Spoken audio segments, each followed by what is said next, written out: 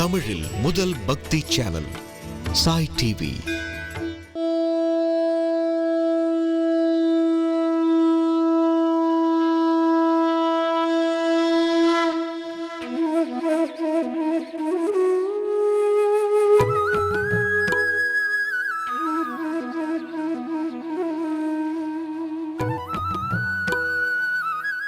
ஹரே ராம ராம ராம ஹரே ஹரே, ஹரே கிருஷ்ண கிருஷ்ண கிருஷ்ண ஹரே ஹரே, ஹரே ராம ராம ராம ஹரே ஹரே, ஹரே கிருஷ்ண கிருஷ்ண கிருஷ்ண ஹரே ஹரே. गोपिका जीवनस्मरणं गोविन्द गोविन्द. सद्गुरुनाथ महाराज की जय. कलये सुन्दराकारं सदेकप्रियदर्शनम् अज्ञाननाशकं देवं सद्गुरुं मुरलीधरं मुरलीमण्डितकरकमलं मुनिजनमोहनं व्यत्यस्तपादं वनमालाधारिणं प्रेम भक्त मंडल नित्य कीर्तितम प्रेमिक वरदमाश्रयेहम. சாய் டிவி நேயர்களுக்கு என்னுடைய நமஸ்காரங்கள். பாகவதத்துடைய 2வது ஸ்கந்தத்தில் 2வது அத்தியாயத்துடைய இறுதியை நாம் நெருங்கிட்டு இருக்கோம். ஸ்ரீ சுகாச்சாரியால் பரீட்சித்துக்கு வைராக்கியத்தை அழகாக உபதேசம் பண்ண ஆரம்பித்தார் முதல்ல. மேலும் ஒரு ஜீவன் எப்படி பகவானை அடையணும் அப்படிங்கிறதுக்கு பக்தி யோகத்தை எடுத்து அழகாக சொல்ல ஆரம்பித்தார். பகவானுடைய குணங்களை திருப்பி திருப்பி கேட்கறதும், பகவானுடைய நாமங்களை கீர்த்தனம் பண்ணுறதும், இதெல்லாம் ஹிருதயத்தில் இல்லையா பகவானுடைய அப்படியே சிந்தனத்தை இன்னும் ஜாஸ்தி பண்ணும். அதனால திருப்பி திருப்பியும் கதை கேட்டுட்டும் கீர்த்தனம் பண்ணிட்டும் இருக்கிறதே வாசனைகள்லாம் அழிஞ்சு பகவானுடைய சின்மயமான ரூபம் ஹிருதயத்தில் பிரகாசிக்கும். எப்படி யோகிகள்லாம் அந்த சித்கணமான ரூபத்தை ஹிருதயத்தில் தியானம் பண்ணுறதாங்கிறத சொன்னார். பாதாதி கேசத்தை அப்படியே தியானம் பண்ணணும். ஒரு அவயவமாக தியானம் பண்ணி மனசை கொண்டு தாரணையால் ஒரு அவயவத்திலையும் நிறுத்தி அப்புறம் பூர்ண தியானம் அதில் சித்திச்சதுக்கப்புறம் அடுத்த அவயவத்துக்கு போகணும். இப்படி பாதாதி கேசம் அப்படி தியானம் பண்ணி ஒரு அவயவத்தில் அப்படியே கொண்டு மனசை நிறுத்தணும். இப்படிங்கிறதெல்லாம் சொல்லிட்டு இதனால் என்ன ஆகும் அப்படின்னுட்டா அந்த பிராணசக்தி அப்படியே இந்த குண்டலினி மேலே எழும்ப ஆரம்பிக்கும் அவனுக்கு இந்த தியானம் சித்திக்கிறதுனால. அப்போ என்ன ஆகும்னா அப்படியே மணிப்பூரகத்திலிருந்து அப்படியே நேராக இந்த ஹிருதயஸ்தானத்துக்கு போகும். இதனால் ஒருத்தனுக்கு யோகம் பூர்ணமாக சித்திக்கிறது. பகவானுடைய சின்மயமான ரூபம் ஹிருதயத்தில் பிரகாசிக்கிறதையே சர்வ வாசனைகளும் அழிஞ்சு மனசு அதி நிர்மலமாக அதி சுத்த சத்துவமாக ஆறுது. இப்படிலாம் மேலே சொல்லிட்டு எப்படி அந்த குண்டலினி சுஷும்னா நாடி வழியாக எப்படி ஒரு யோக சக்கரத்தை அடையிறது அப்படிங்கிறத சொல்லிட்டு வரார். எப்படி ஒரு யோகி தன் சரீரத்திலிருந்து கிளம்பி முக்தி அடைகிறாங்கிறத 2 விதமான முக்தியை சொன்னார். சத்யோமுக்திங்கிறது தன்னுடைய இந்திரியங்களை மனசில் அடக்கி, மனசை புத்தியில் அடக்கி, புத்தியை க்ஷேத்திரஜனான ஜீவாத்மாவில் அடக்கி, ஜீவாத்மாவை பரமாத்மாவில் ஒடுக்கி அந்த யோகி தட்சணமே சத்யோனா உடனே பகவானை அடைஞ்சு விடுறான் பகவான் அடைகிற தாபத்தில். ஆனால் கிரமமுக்தியை அடைகிறவன் ஒரு இடத்துலையும் பிராணனை கொண்டு அந்த பிராணசக்தியை நிறுத்தி, அதாவது குண்டலின்னு சொல்லக்கூடிய அந்த பிராணசக்தியை அப்படியே நிறுத்தி மேலே, அதாவது மணிப்பூரகம், அப்புறம் அநாகதம், விசுத்தி, அப்புறம் அப்படியே கொண்டு போய் ஆக்ஞா சக்கரம், அப்புறம் ஆக்ஞாவிலேருந்து நேரம் சகசிராரத்துக்கு போய் பிரம்ம கபாலம் வெடித்து சட்டுன்னு மேலே கிளம்புறான். சத்யோமுக்தியை அடைகிறவன் உடனே பகவானை அடைஞ்சு விடுறான். அவன் சர்வ கரணங்களையும் சர்வ இந்திரியங்கள் சர்வ ஆவரணங்களையும் தள்ளிட்டு சட்டுன்னு போயிடுறான். ஆனால் கிரமமுக்திங்கிற மார்க்கத்தில் போகிறவன் மனசு இந்திரியங்கள்லாம் கூட எடுத்துட்டு போகிறான். ஏன்னா ஒரு லோகத்திலையும் போய் அங்கே நிறைய பகவத் அனுபவம் பண்ணணும்னு அவனுக்கு ஆசை இருக்கிறதுனால துருவமண்டலத்துக்கு போனான், மகர்லோகத்துக்கு போகிறான், அங்கேயும் பகவத் அனுபவம் பண்ணுறான். அதுக்கும் மேலே பிரம்மலோகத்துக்கு போய் பிரம்மலோகவாசிகளோடு இருந்துட்டு பகவத் அனுபவம் பண்ணிட்டு பிரம்மாவுடைய ஆயுள் காலம் முடியறதே இந்த மகா பிரளய காலத்தில் கிரமேண எல்லா ஸ்தூலமும் சூக்ஷ்மத்தில் போய் ஒடுங்கும் இல்லையா, எல்லா காரியங்களும் காரணத்தில் போய் ஒடுங்கும். அந்த சமயத்தில் அவன் என்ன பண்ணுறான் அப்படின்னுட்டா இந்த பூமி தத்துவத்திலிருந்து ஜல தத்துவத்துக்கும், ஜல தத்துவத்திலிருந்து அக்னி தத்துவத்துக்கும், அக்னி தத்துவத்திலிருந்து வாயு தத்துவத்துக்கும், வாயு தத்துவத்திலிருந்து ஆகாச தத்துவத்துக்கும், அப்புறம் அந்த பஞ்சபூதங்கள்லாம் போய் எல்லாம் ஸ்தூலத்திலிருந்து சூக்ஷ்மமாகறத்தே இந்திரியங்கள்லாம் அதோட தன்மாத்திரைகளில் எல்லாம் ஒடுங்கிவிட, அப்புறம் அதெல்லாம் போய் அகங்கார தத்துவத்தில் போய் ஒடுங்க, அந்த அகங்கார தத்துவம் மகத்தத்துவத்தில் ஒடுங்க, மகத்தத்துவமும் அவ்யக்தங்கிற மூல பிரகிருதியில் ஒடுங்க, மூல பிரகிருதி தத்துவத்தில் இருந்து அந்த பகவானை போய் இந்த யோகி அடைஞ்சு விடுறான், பகவானை போய் கலந்து விடுறான் அப்படின்னு சொல்லி எப்படி இந்த ஒரு அழகான மார்க்கத்தில் பாகவதர்கள்லாம் போய் பகவான் அடையக்கூடிய இந்த பாகவத பரமஹம்சர்கள்லாம் பகவான் அடையிற இந்த மார்க்கத்தில் போயிட்டவனுக்கு இனி புனராவர்த்தி இல்லை, அவனுக்கு ஒரு ஜென்மா இல்லை அப்படின்னு அழகா சொல்லிட்டு வந்து இப்ப என்ன முடிச்சார் அப்படின்னு விட்டா, இதுக்கு பக்தி தான் ஒரே வழிங்கிறத, பக்திரேவ கரியசி. அதனால பின்னாடி நாராயணியத்திலையும் பட்டத்திரி சொன்னதை நம்ம அனுபவிச்சுட்டு வந்துட்டு இருக்கோம். பட்டத்திரி எடுத்து காண்பிக்கிறார், கர்ம மார்க்கம்னு ஒன்று இருக்கு, ஞான மார்க்கம்னு இருக்கு. இந்த ரெண்டு யோக துவயங்களையும் காட்டிலும் பக்தி சிரேஷ்டம். ஏன்னா பக்திங்கிறது பிரேம, பக்திங்கிறது சுத்தமான பிரேம ரசமே அதோடைய ரூபமா இருக்கிறதுனால மனசை ரஞ்சனம் பண்ணி பகவானுடைய நாமத்தை கீர்த்தனம் பண்ணுறதும், குணங்களை கேட்கறதும், அவனுடைய அடியார்களோட கூடுறதும், ஆடி பாடுறதும், அப்படியே தன்னை மறந்து வாசனைகள் இதில் க்ஷயம் ஆயிண்டே இருக்கும், கர்மாக்கள் பொசுங்கும். ரொம்ப சுலபத்தில் பக்தி ஒருத்தனை பகவான்கிட்ட கூட்டிட்டு போயிடும். இதை காட்டிலும் ஒரு மங்களகரமான ஒரு மார்க்கம், ஸ்ரேயஸ்கரமான ஒரு மார்க்கம் இன்னொன்று இல்லை அப்படிங்கிறத சாட்சாத் பிரம்மாவே வேதங்கள் எல்லாத்தையும் பரிசீலனை பண்ணி கடைசியில் தீர்மானத்துக்கு வந்தார், பக்திரேவ கரியசி, எல்லா மார்க்கங்களை விட பக்தி சிரேஷ்டமானது அப்படிங்கிறது பிரம்மா தீர்மானம் பண்ணினார் அப்படிங்கிறது இங்க சொல்றார். பகவான் சர்வபூதேஷு லக்ஷித ஸ்வாத்மனா ஹரிஹி திருஷ்யைர் புத்தியாதிபிர் திரஷ்டா லக்ஷணைர் அனுமாபகே. பகவான் சர்வபூதேஷு லக்ஷித ஸ்வாத்மனா ஹரிஹி, எல்லோருக்கும் அந்தர்யாமி அந்த பகவான், அந்த ஸ்ரீஹரி, இந்த பரமாத்மா எல்லோருக்கும் ஆத்மாவா இருக்கார். அவருக்கு எந்த பேதமும் கிடையாது, இவனுக்குள்ள இருக்கணும் அவனுக்குள்ள இருக்கப்படாது அப்படிங்கிற எந்த பேதமும் பகவானுக்கு இல்லை, எல்லோருக்கும் அந்தர்யாமி. ஆனால் அப்படி ஒரு பகவான் இருக்கார் அப்படிங்கிறதுக்கு ஒரு அனுமானம் பண்ணலாம். நம்ம ஒரு சில லட்சணங்களாலையும் ஒரு சில அனுமானங்களாலையும் நம்ம புத்தியை கொண்டும் ஏதோ ஒரு சக்தி நமக்கு மேலே இருக்குங்கிறது தெரிஞ்சுக்கலாம். ஒரு படைப்புன்னு இருந்தால் ஒரு படைப்பாளின்னு ஒருத்தர் இருக்கணும். ஒரு குழந்தைன்னு ஒரு குழந்தையை பார்த்தோம்னா எங்கே அந்த குழந்தையோட அம்மா அப்படின்னு நம்ம ஒரு கேள்வி கேட்போம். காரணம், குழந்தைன்னு இருந்தால் அம்மா அப்பா இருக்கணும் அப்படிங்கிறத அனுமானிக்கலாமே. அதை போல புத்தியை கொண்டு நம்ம என்ன அனுமானிக்கலாம்னா, இந்த புத்தி மனசு இந்திரியம் பிராணன் இதுக்கெல்லாம் அப்பாற்பட்டு ஏதோ ஒரு சைத்தன்யம் இது எல்லாத்தையும் இயக்கின்னு இருக்கு. அதுதான் இந்த பிரபஞ்சத்தில் எல்லாத்துலேயும் வியாபிச்சிருக்கு. அணுவுக்கும் அணுவா மகத்துக்கும் மாத்தா அந்த ஒரு பெருசு, சின்னதுக்கெல்லாம் சின்னதா பெருசுக்கெல்லாம் பெருசா எங்கேயும் எல்லாமாவும் வியாபிச்சிருக்கிற ஒரு பரவஸ்து இருக்கு அப்படிங்கிறது புத்தியை கொண்டும் அனுமானங்களை கொண்டும் நம்ம தெரிஞ்சுக்கலாம்.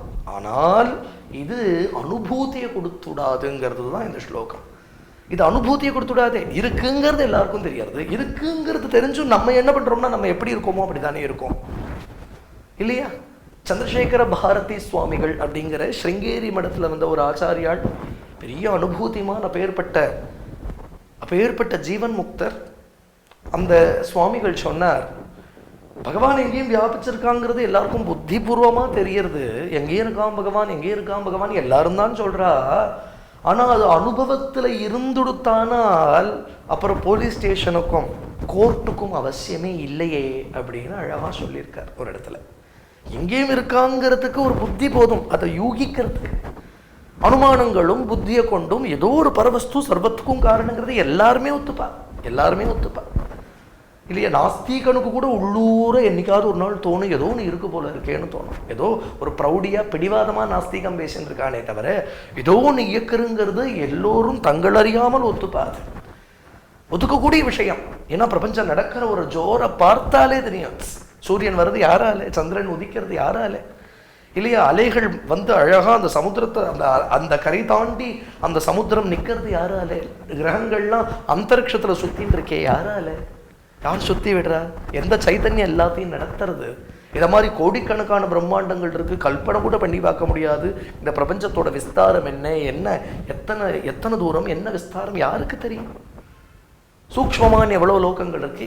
என்னவோ கண்ணுக்கு தெரிகிற பிரபஞ்சத்தை பார்த்தாலே, அந்த பிரபஞ்சத்தில் இருக்கிற ஒழுங்க பார்த்தாலே ஒரு ஈஸ்வரன் இதை நியமிச்சு நடத்துறான் அப்படின்னு தெரியும். வேதம் அழகாக காண்பிச்சும் கொடுக்கறது, எங்கிருந்து இந்த பிரபஞ்சம் வந்ததுன்னு பார், இது எங்க நிக்கிறதுன்னு பார், எங்க திருப்பியும் ஒடுங்கிறதுன்னு பார். தத் விஜிக்ஞாசஸ்வ தத் பிரம்மேதி ஏதோ வா இமானி பூதானி ஜாயந்தே முதலிய உபனிஷத் வாக்கியங்கள்லாம் நமக்கு அதை எடுத்து காண்பிக்கிறது.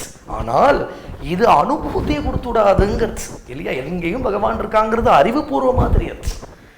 ஒரு சில அனுமானங்களை வச்சுண்டோ புத்தியை வச்சுண்டோ கூட ஏதோ ஒரு சக்தி சர்வத்துக்கும் காரணங்கிறத யூகித்து அறியலாமே தவிர இந்த ஊகம் அனுபூதியை கொடுத்துடாதே. ஒரு யோகி பகவானை இரண்டரை கலந்து அவன் அனுபவிக்கிற ஆனந்தம், அந்த ஆனந்தத்தோட திவிழ கூட நமக்கு என்னன்னு தெரியாது. ஏதோ ஒன்று இருக்கு அப்படின்னு சொல்லிட்டு நம்மளும் காலாட்டின்ட்டு நம்மள மாதிரி நம்ம இருக்கிற மாதிரி இருந்துட்டு இருந்தோம்னா, இருக்குன்னு சொல்றவனுக்கும் இல்லைன்னு சொல்றவனுக்கு என்ன வித்தியாசம் இருக்கு? இருக்குன்னு ஆஸ்திகன் சொல்றான், இல்லைன்னு நாஸ்திகன் சொல்றான். ரெண்டு பேருக்கும் வித்தியாசம் இருக்கிறதா தெரியலையா? அனுபூதிமானுடைய நிலையே வேற. அவன் அந்த தெய்வத்தை உணர்றான், ஒரு நிமிஷமும் உணர்றான். அதனால பக்திங்கிறது என்னன்னா அது அந்த அனுபவத்தை கொடுக்கறது. பகவானோட உறவாடுறதுக்கு தானே பக்தினே பேரு. அதனால தானே ஆண்டாள் போற போக்குல சொல்லிட்டு போறா, உறவேல் நமக்கு இங்கு ஒழிக்க ஒழியாது குறையொன்றும் இல்லாத கோவிந்தா உந்தன்னை பிறவி பெருந்தனை புண்ணியம் யாமுடையோம் அப்படின்னு சொல்லிட்டு வராளே. அந்த உறவு அதுதானே பக்தி இல்லையா? இருக்குன்னு சொல்றவாளுக்கும் இல்லைன்னு சொல்றவாளுக்கும் பெரிய வித்தியாசமே இல்லை. எதையோ வச்சுட்டு இருக்குங்கிறா, ஏதோ அந்த புத்தியை வச்சுட்டு இல்லைன்னு இவன் நிர்ணயம் பண்றான், அந்த புத்தியை வச்சுட்டு இருக்குன்னு நிர்ணயம் பண்றான். புத்தி மனசு வாக்குக்கெல்லாம் அப்பாற்பட்டது. புத்தி அனுமானங்கள்லாம் ஏதோ ஒரு சக்தி இந்த பிரபஞ்சத்துக்கு காரணம், எங்கேயும் எல்லாத்துலேயும் வியாபிச்சிருக்குங்கிறத யூகிக்கிறதுக்கு சக்தி, அது ஒரு ஹேத்துவா இருக்குமே தவிர அனுபூதிங்கிறது வேற. அது பகவான் அடையிறதுக்கு ஒரு சாதனமே ஆகவே ஆகாது.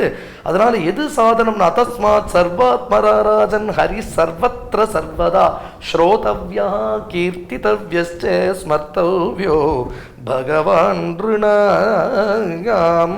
ரிணாம் இல்லையா? நமக்கு தான் வாக்கு இருக்கு, நமக்கு தான் எந்த விலங்குக்கும் எந்த ஜந்துக்கும் பேச முடியாத மனுஷனுக்கு தான் பேச முடியும் இல்லையா? வேற எவனுக்கும் மனசுன்னு எந்த ஜந்துக்கும் வைக்கல இல்லையா? பகவான் புத்தியை கொடுத்து மனசை கொடுத்து அந்த புத்தியால பிரபஞ்சத்தை தள்ளுறதுக்கு உண்டான விவேகத்தை கொடுத்து மனசால பகவானை தியானம் பண்றதுக்கு உண்டான அந்த ஒரு சக்தியை கொடுத்து வாக்கால் அவனை பாடவும் கரதாளங்கள் பண்ணிண்டு அப்படி அவனை கீர்த்தனம் பண்ணவும் மனசால அவனை சதா சிந்தனம் பண்ணவும் திரிகரணத்தாலையும் பக்தி பண்றதுக்கு பகவான் மனுஷனுக்கு தான் அனுகிரகம் பண்ணியிருக்கார்.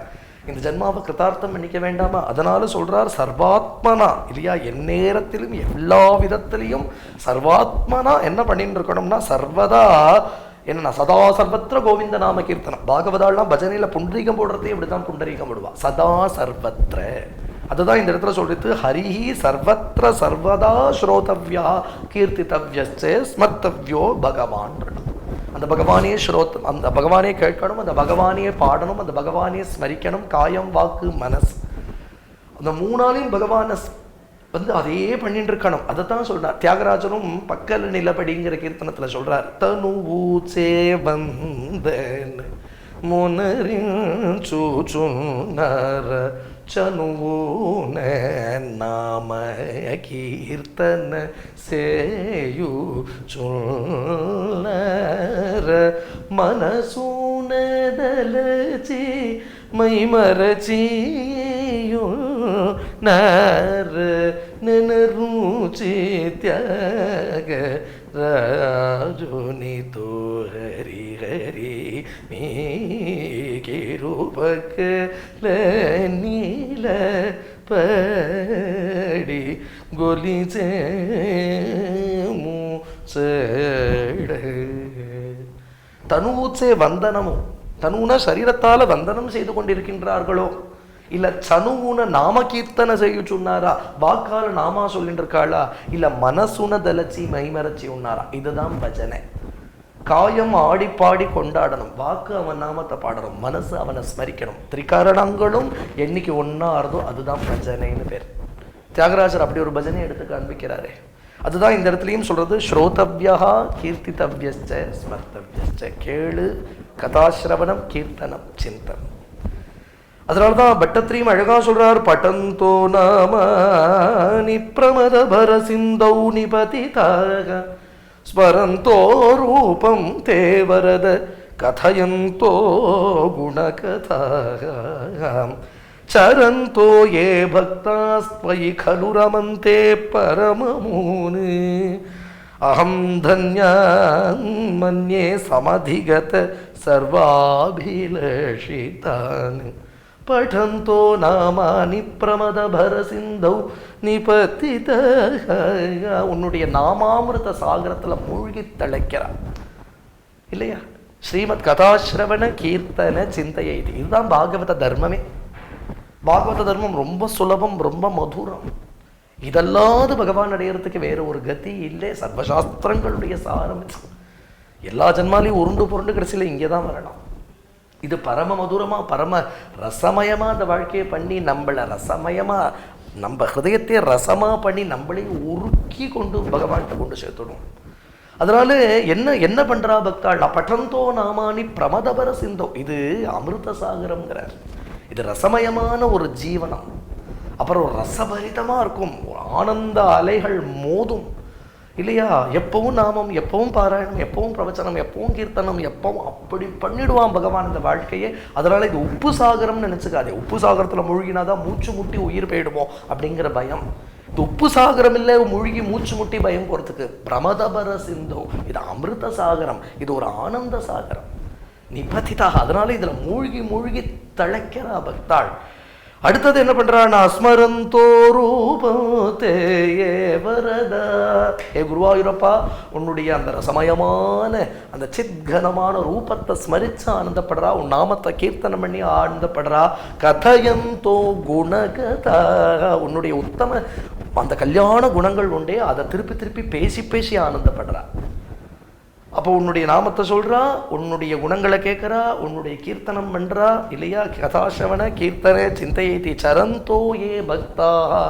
அப்படி உன்னுடைய பக்தர்கள் நிர்பயோ நிர்பரோ லோகேன், இனி உலகம் அவள் ஒன்றும் பண்ணாது அப்படிங்கிற மமமா தவமாயாம் ஜெயமகிங்கிறானே உத்தவன். அப்படி சௌக்கியமா நடமாடின்னு இருக்கா லோகத்துல. சரந்தோ அப்படி நடமாடின்னு இருக்கா இல்லையா? தாங்கள் மட்டும் ஆனந்தப்படுறது இல்லாத படுறதோடு மட்டுமில்லாமல் தங்கள் அண்டினவாளுக்கெல்லாம் அந்த ஆனந்தத்தை விதரணம் பண்ணிட்டு அப்படி நடந்துட்டு இருக்கா. சரந்தோ ஏ பக்தாக துவயி கலு ரமந்தே, உன்னிடத்திலே ரமிச்சுன்னு இருக்கா.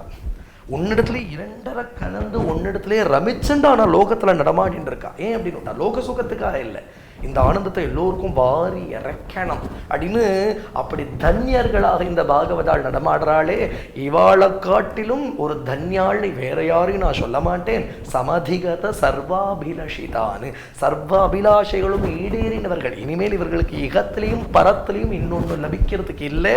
பூர்ணர்களாக போயிட்டா உன்னிடத்திலேயே ரமிச்சுண்டு உன் கதைகளை கேட்டுண்டும் உன் கீர்த்தனம் பண்ணிண்டும் உன் நாமத்தை சொல்லிண்டும் அப்படி பரமானந்தப்பட்டு தாங்களும் ஆனந்தப்பட்டு தங்கள் அண்டினவர்களுக்கெல்லாம் அந்த ஆனந்தத்தை வாரி இறைக்கிறதுக்கு இந்த பரமபக்தாள் இப்படி லோகத்துல நடமாடுறாளே, இவர்களை காட்டிலும் தன்யர்கள் இன்னொருத்தரை நான் சொல்ல மாட்டேன் அப்படின்னு இந்த இடத்துல சொல்றார் இல்லையா? அதைத்தான் இந்த இடத்துல அழகா பாகவதம் சொல்லிட்டு வருது. மேல அழகா சொல்றார், பிபந்தியே பகவத ஆத்மனசதாம். இந்த அத்தியாயத்தை இப்படிதான் பூர்த்தி பண்றார். கதாமிருதம் ஸ்ரவணபுடேஷு சம்பிருதம் புனந்தி தே விஷய விதூஷிதாசயம் பிரஜந்தி தச்சரண சரோருகாந்திகம். பிபந்தியே பகவத ஆத்மனசதாம் கதாமிருதம் ஸ்ரவணபுடேஷு. பகவானுடைய கதைகளை திருப்பி திருப்பி கேட்கணும். கதை கேட்கறதுங்கிறது ஒரு என்டர்டெயின்மெண்ட் இல்லை.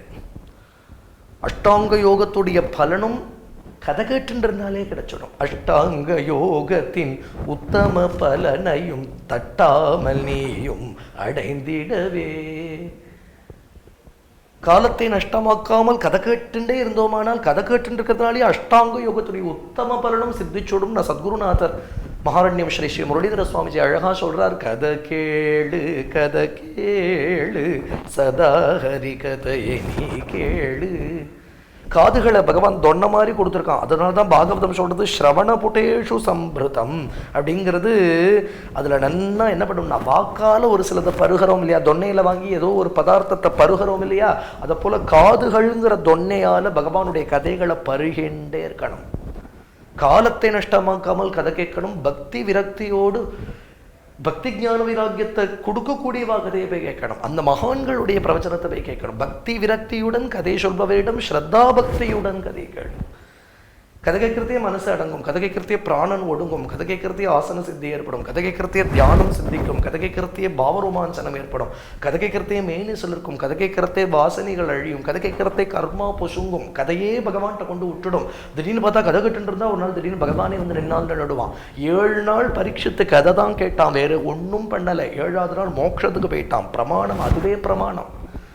அதனால காலத்தை நஷ்டமே பண்ணக்கூடாது. இங்க இன்னைக்கு சரித்திரமா, இங்க நவாகமா, இங்க சத்தாகமா, இங்க நாராயணியமா, யாரோ சொல்றா. யார் குழந்தை உட்காண்டு பகவத் குணம் சொன்னாலும் கேட்கணும்.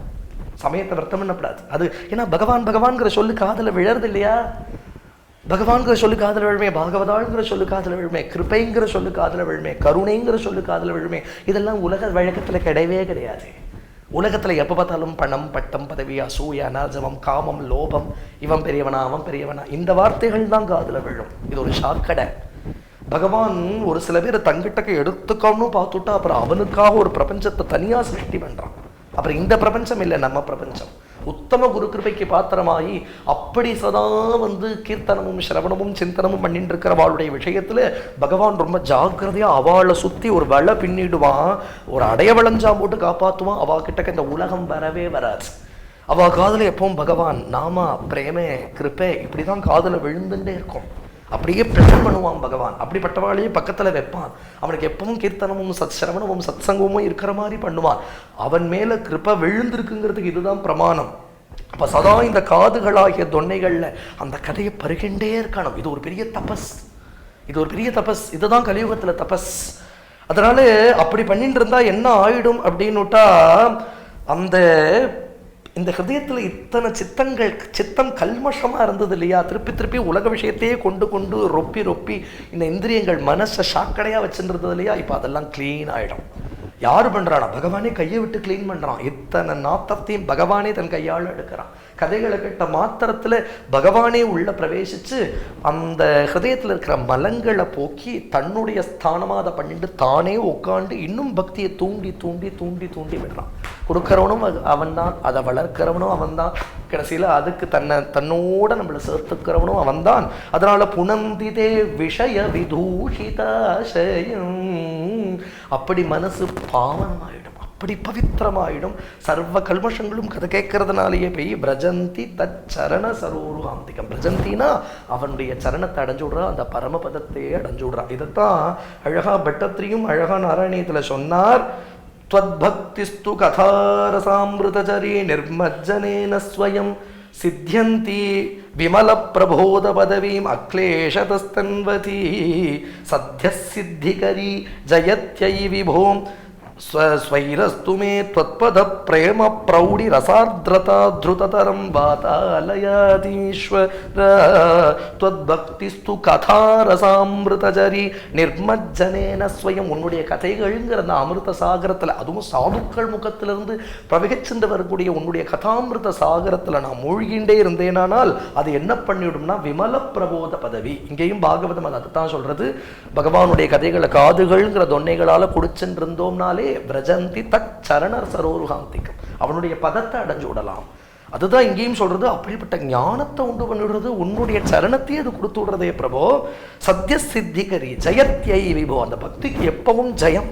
ஏன்னா உடனே அதோடைய பலன் தட்சணம். கேட்ட மாத்திரத்தில் ஹிருதயத்தில் ஆனந்தம் வரதே. சத்ய சித்திகரி ஜெயத்யை விபோ அப்படின்னு சொல்லி ஸ்வைரஸ்துமே त्वत्पद பிரேம பிரௌடி ரசார்த்ரதா த்ருததரம் வாதாலயாதீஸ்வரா அப்படின்னு சொல்லி இந்த இடத்துல சொல்றார். உன்னுடைய சரணத்திலே பிரேம பிரௌடி ரசார்த்ரதா, அப்படிப்பட்ட ரசமான ஆர்திரமான இல்லையா அந்த அன்பு பெருக்கு, அந்த அன்பு பெருக்கு, அந்த ரச பிரபாவமா ஹிருதயத்திலிருந்து பாவங்கள் புங்கமா வந்து இல்லையா அந்த பாவங்களால உன்னை சதா ஆராதனம் பண்ணிட்டு இருக்கணும். அப்படிப்பட்ட அந்த சுத்தமான பிரேம பிரௌடி, அதுவும் ரூடமான பிரேம, அப்படிப்பட்ட ஒரு பிரேமை உன் சரணாரவிந்தத்தில் பெருக்கெடுக்கணும் பிரபோ. எனக்கு அதுக்கு அனுகிரகம் பண்ணுன்னு குருவாயூரப்பன் பட்டத்திரி பிரார்த்தனை பண்ணிக்கிறார்.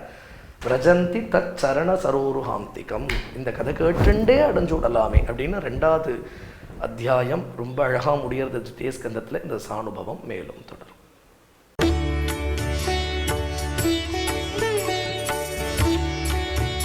தமிழில் முதல் பக்தி சேனல் சாய் டிவி.